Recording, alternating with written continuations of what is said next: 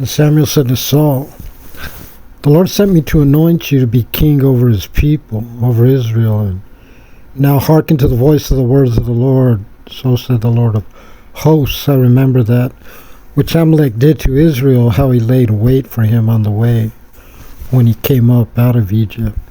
Now go, you shall smite Amalek, and you shall utterly destroy all that is his.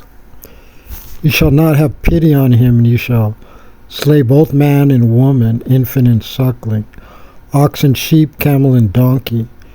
And Saul called the people together, and he counted them in Telaim 200,000 footmen and 10,000 the men of Judah.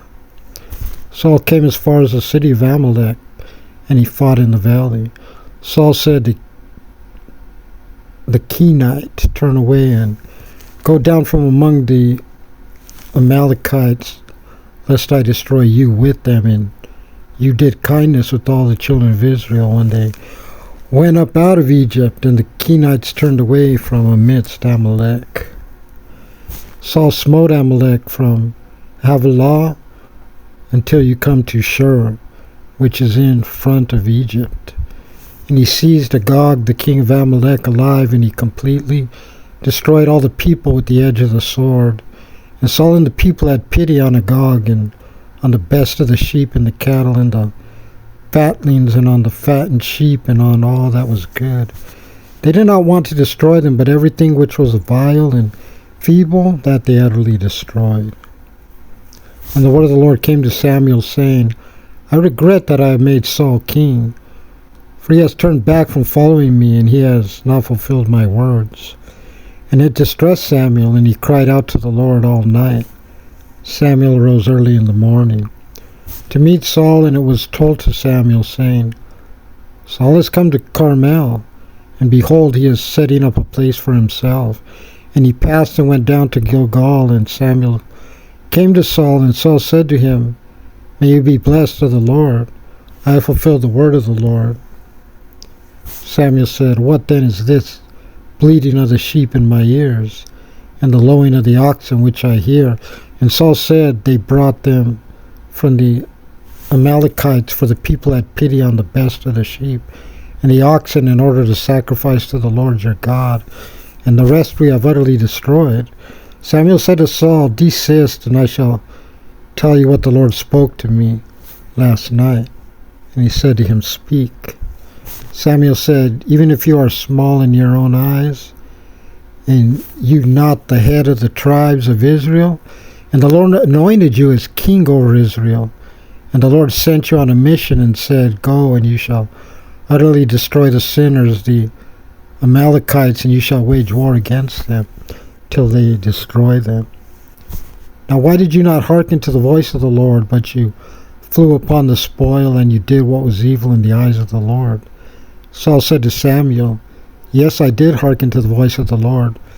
I did go on the mission on which the Lord sent me, and I brought Agag the king of Amalek alive, and have utterly destroyed the Amalekites. And the people took from the spoil sheep and oxen, the best of the band, to sacrifice to your God in Gilgal."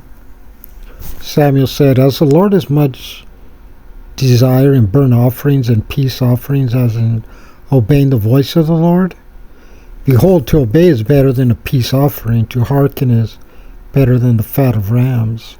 For rebellion is as the sin of divination, and stubbornness is as idolatry and teraphim. Since you rejected the word of the Lord, he has rejected you from being a king." Saul said to Samuel, "I have sinned, for I transgressed the Lord's command in your words, for I feared the people, and I hearkened to their voice, and now forgive now my sin, and return with me, and I shall prostrate myself to the Lord."